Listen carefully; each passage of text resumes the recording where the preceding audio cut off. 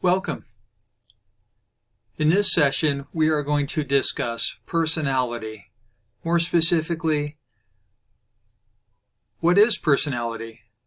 What are the various traits of personality? What are the various theories regarding personality? So let's proceed.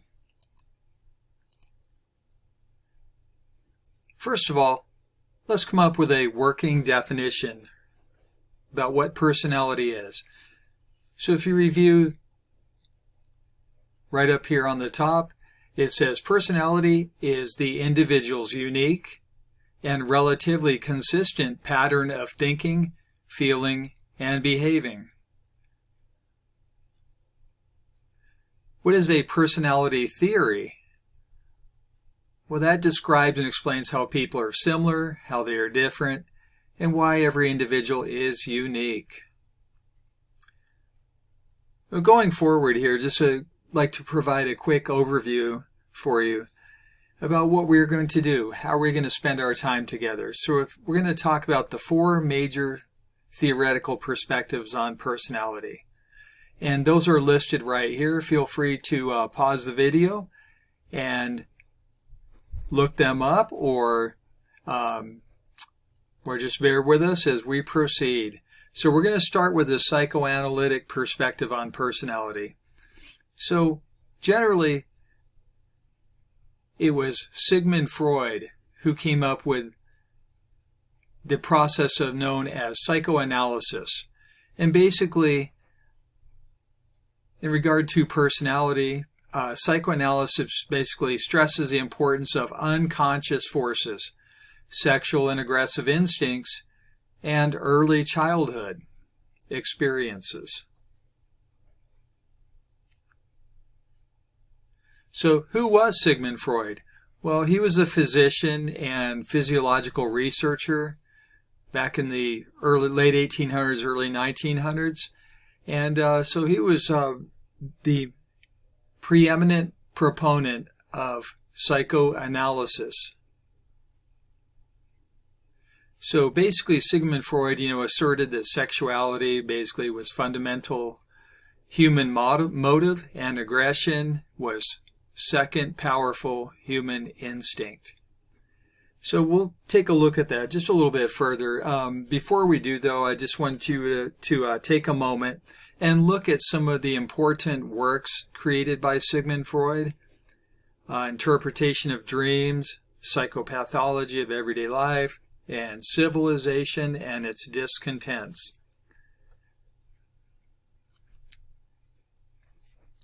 So let's look a little more deeper into the theories developed by Sigmund Freud.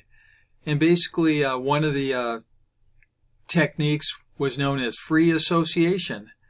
And that was a psychoanalytic technique in which the patient basically reports spontaneously all their thoughts, their feelings, and mental images as they come to mind.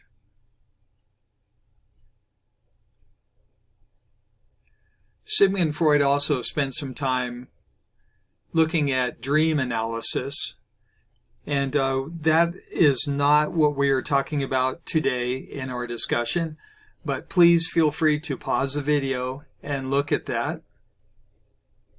Going forward here, let's take a look a little more analytically into what psychoanalysis is. Well, it's both an approach to therapy and a theory of personality, which is what we are focused on today, a theory of personality. So as I mentioned earlier here, Sigmund Freud emphasized, unconscious motivation. So the individual is unconsciously carrying around a certain motivation that causes a certain type of behavior without them knowing the cause or the origin of that certain behavior. So hence, we can think of certain personality traits and maybe the unconscious origins that cause those certain personality traits. So basically, at the bottom of this slide right here, I just wanted to remind everyone that psychological forces, according to Freud, they tend to operate at 3 different levels of awareness. They can be conscious, they can be pre-conscious, or they can be unconscious. And we will, as we proceed, we'll take a look into each one of those. For those of you who appreciate visual imagery, I did put some of the key components of Sigmund Freud's theory of personality. And so terms like very at the top right here, ego, is the rational, planful, mediating dimension of personality. And just below that, kind of mid-level, is the superego. And basically that was the more judgmental, moralistic, perfectionist dimension of personality. It can easily be made conscious. So take a look on the right-hand column right here, and just keep in mind each of these can be why they are termed as they are. Now, on the unconscious level, that's thoughts and feelings, urges, wishes that are difficult to bring to conscious awareness. So one isn't aware of why they are experiencing a certain motivation. Hence, unconscious. And that right there, just keep in mind, that is actually correlates with what Freud called the id. Okay? The irrational, illogical, impulsive dimension of personality.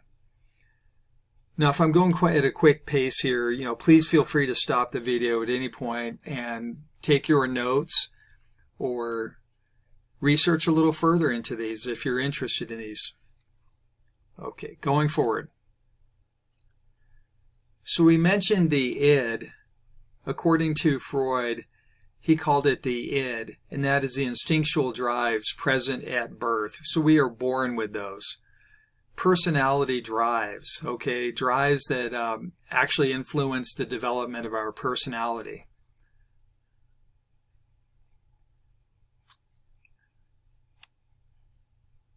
Now at the very bottom here, I just want to remind you to, according to Freud, basically our motives, we are influenced by, our influences influenced by, our behavior is influenced by what Freud called the pleasure principle. Okay, so pleasure principle basically is when we seek to, we want to gain pleasure and avoid tension or discomfort. Seems like that's what most human beings pretty much are motivated by. And Freud said that's the most fundamental human motive and guiding principle of our id.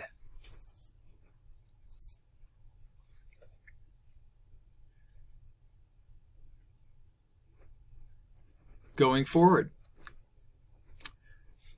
Now, in regard to Freud's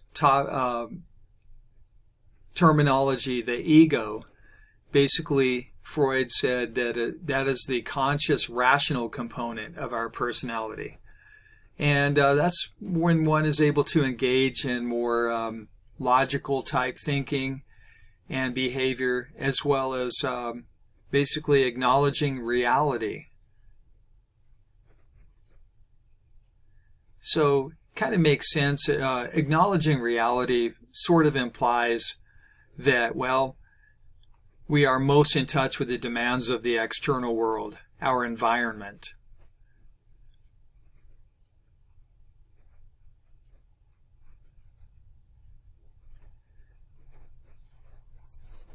Now, in regard to ego, Freud said, he termed what he called the reality principle. And basically that means our ability to postpone gratification in accordance with demands of the external world. So we just we do what needs to be done, regardless of how it makes us feel at the moment. That has to do with ego gratification and reality principle.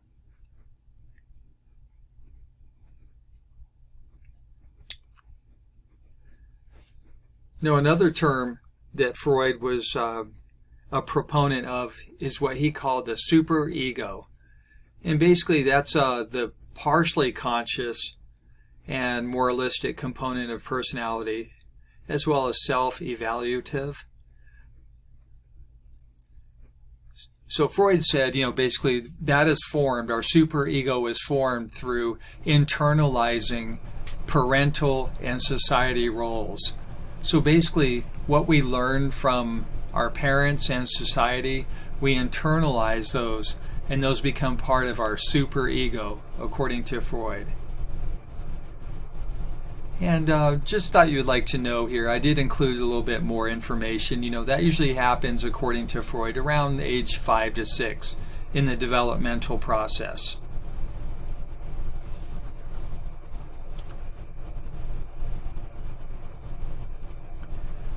Now, according to Freud, there are several ego defense mechanisms, as he termed them. And I'll let you take a look at these, okay? But what I'd like for you to focus on for a moment is number 4 is repression. It's the most fundamental ego defense mechanism. And so if repression is usually the first mechanism we employ, according to Freud. And if repression fails, if we fail to express repression and to employ it, well, then we tend to rely on these others listed here. Okay? So I did include this chart here for you in order to look at all of these major ego defense mechanisms according to Freud.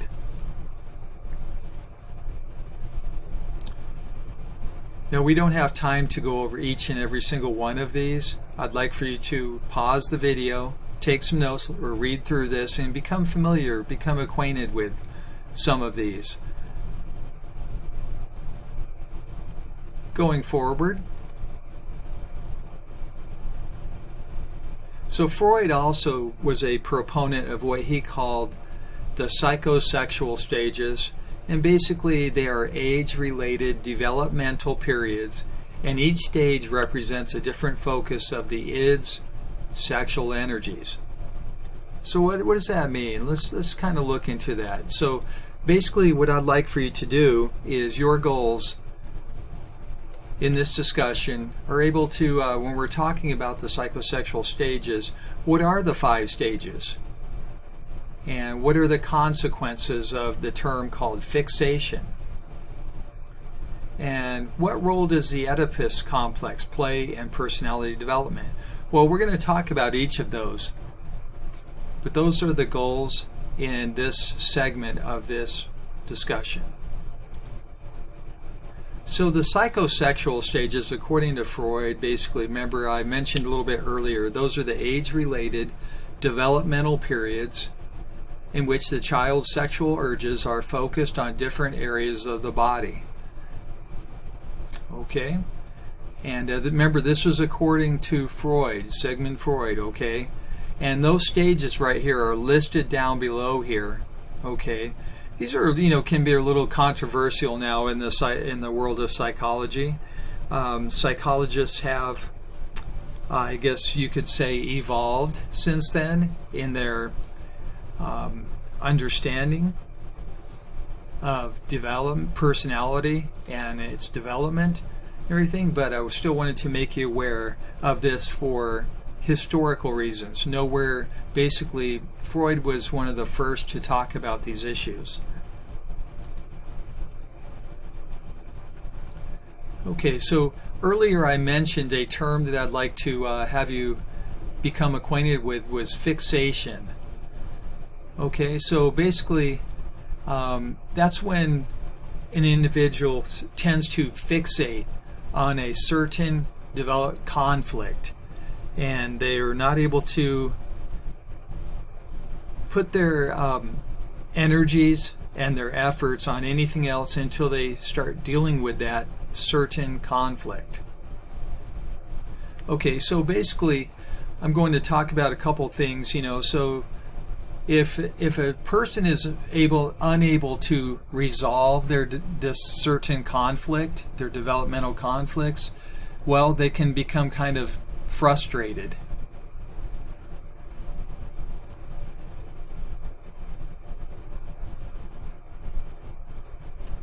Okay, so if they become frustrated, the individual will be left with feelings of unmet needs, characteristic of that certain stage in which they are trying to develop through and to develop, to deal with certain crises.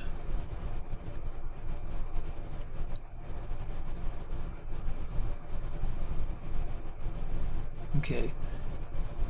Now, as mentioned earlier here, I am slowing down just a little bit, but as mentioned earlier, if they tend to overindulge they become fixated, right? And so they become reluctant to move on to the next stage of their development.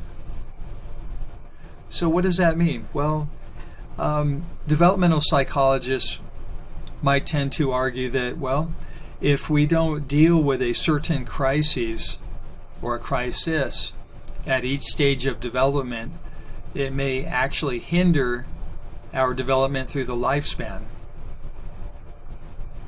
psycho-emotionally, or cognitively, or possibly even biophysically.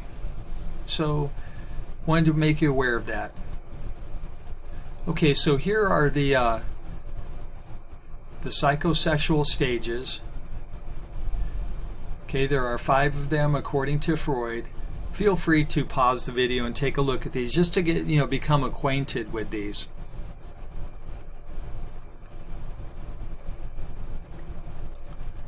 Okay, according to Freud said that boys, they tend to develop, deal with what's called this, the Oedipus complex. And basically that means they just might, according to Freud, they tend to confront their father and try to basically gain the affections of the mother and compete with the father over those affections.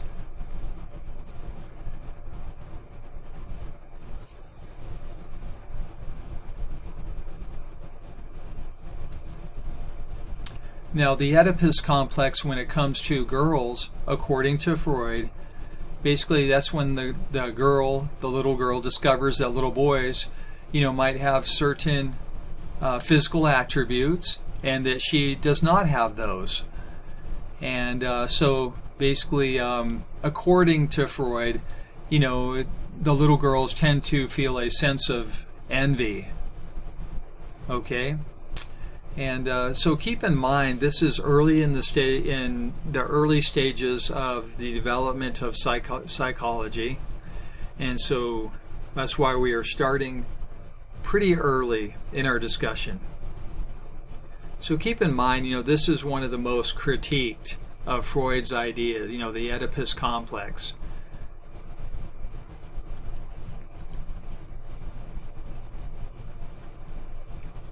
Okay. I'm going to go through these slides, but feel free to pause and take a look at these in order to gain further insights.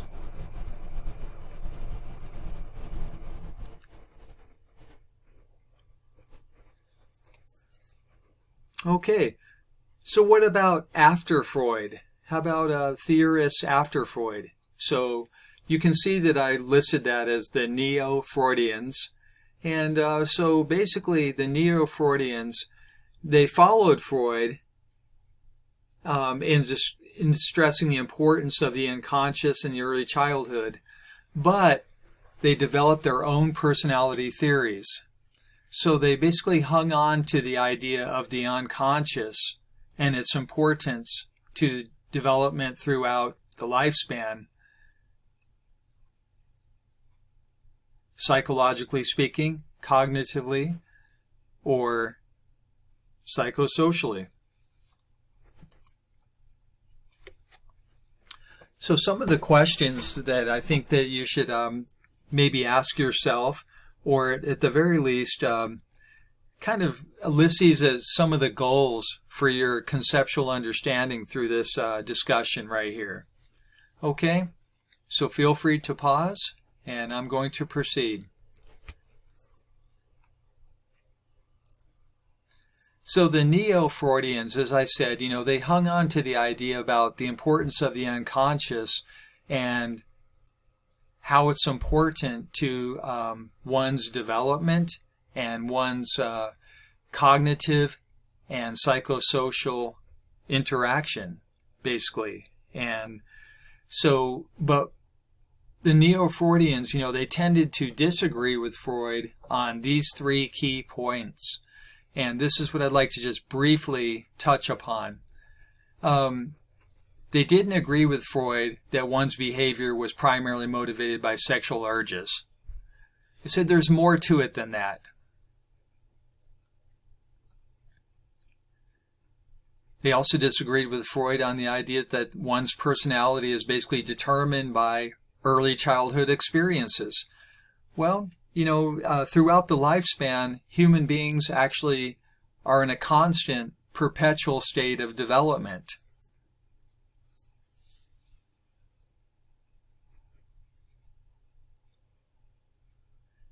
And last but not least, Neo-Freudians, they just sort of overall felt that basically Freud was kind of pessimistic about human nature and society in general.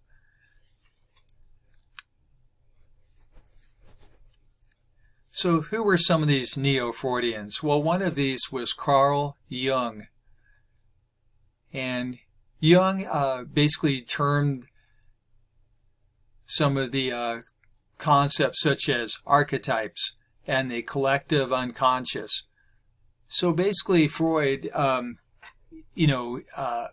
of missed the mark a little bit according to the Neo-Freudians, okay, missed some important points. And so we have to keep in mind that throughout research and the development of the field of psychology, this evolved a little bit. Going a little further on our discussion about Carl Jung, basically Carl Jung felt that people were motivated by more general psychic energy to achieve one's growth. So instead of, according to Freud, as I mentioned earlier, psychosexual type urges, basically Jung said, I don't agree with that. I kind of think that basically we are, our general motivations tend to be about our own personal growth. And so basically Carl Jung was one of the first to describe and use the terms, introvert and extrovert in speaking about personalities.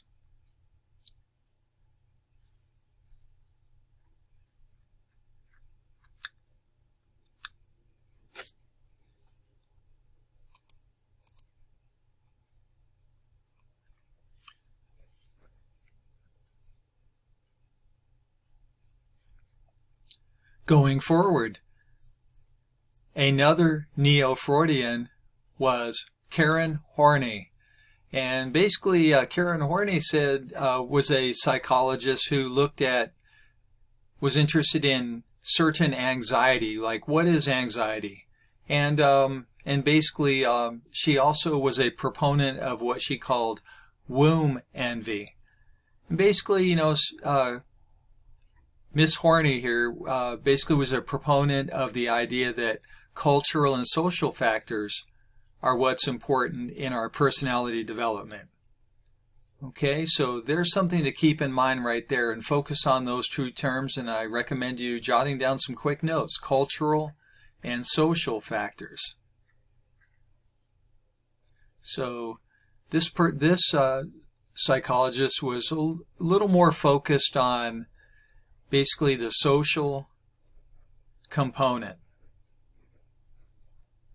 of behavior.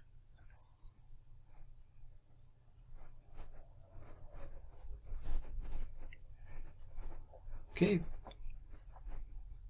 And Miss Horney here talked about 3 patterns of behavior in individual urge uses to defend against anxiety, basic anxiety. So we either move toward what is bothering us or causing our anxiety, we move against it, or we move or away from other people if they are what we determine are the cause of our anxieties. So there's a 3-prong approach right there about dealing with our anxiety. We either move toward and we deal with it directly, face to face, directly. We try to get away from it, or we try to move away from the people that we feel are the cause of our anxiety.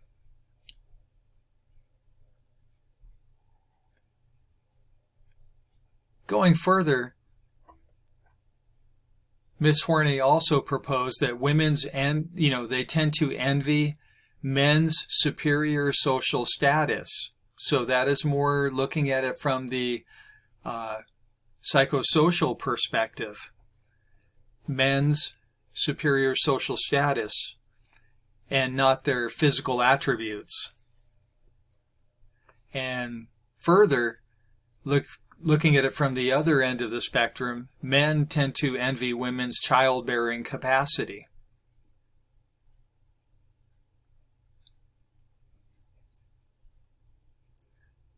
So Miss Horney was a little less, apt to look in and make declarations in regard to physical attributes, and was more focused on basically the psychosocial perspectives.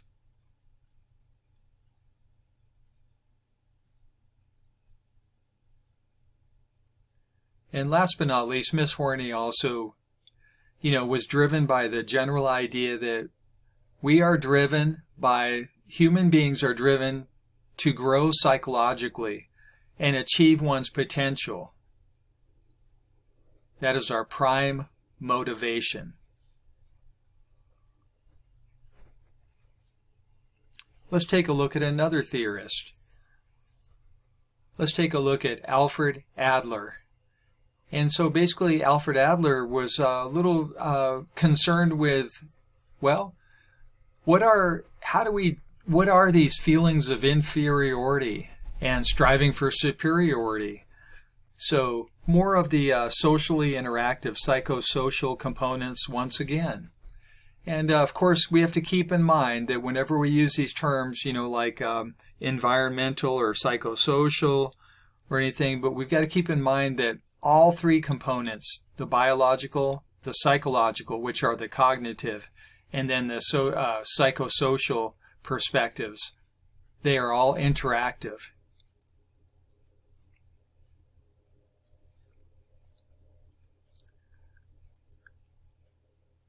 Okay, Mr. Adler here basically was a major proponent of the idea that one of our most fundamental human motives is striving for superiority. We want to have, we want to be superior. We don't want to be inferior. So we strive to, as we develop throughout the lifespan, according to Mr. Adler, we strive for a feeling of superiority in order to get past those feelings of inferiority that we experienced when we were young children.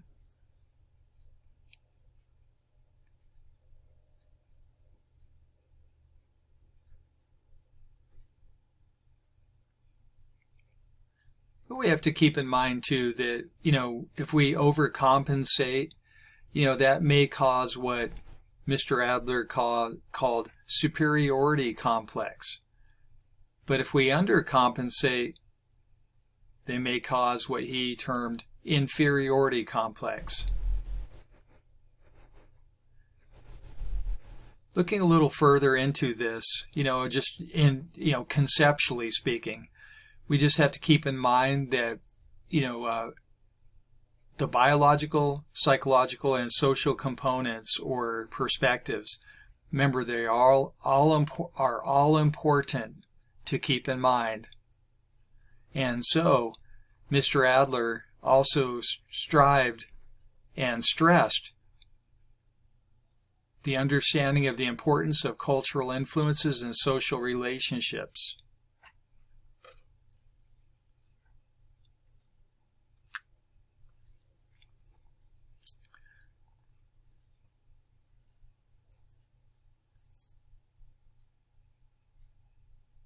Okay, so we're going to end this video with basically, well, we started off by talking about Freud, and then we compared some of what we call the Neo-Freudians, or the psychologists after Freud.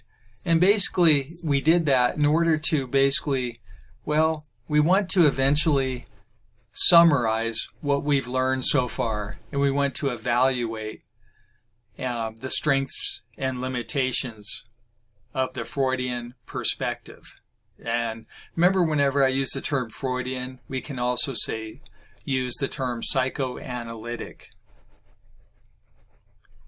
So some of the strengths of that perspective, well, things like looking into the unconscious nature of our mental life. Well, we definitely know, that psychologists do agree with the idea that we have conscious and unconscious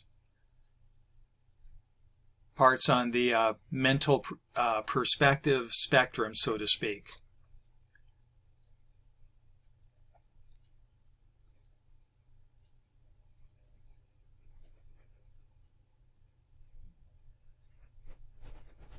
Okay, so I'm pausing, so I'd like for you to take a look at these on your own. Feel free to pause the video. And some of the limitations of Freud's psychoanalytic perspective on personality are, well, there's just not enough evidence to agree with all Freud's ideas and concepts. And also there are problems with testing individuals and say, okay, well, Freud, how do you test if there's not enough evidence? How do you test for these perspectives, as well as the inherent sexism that might occur?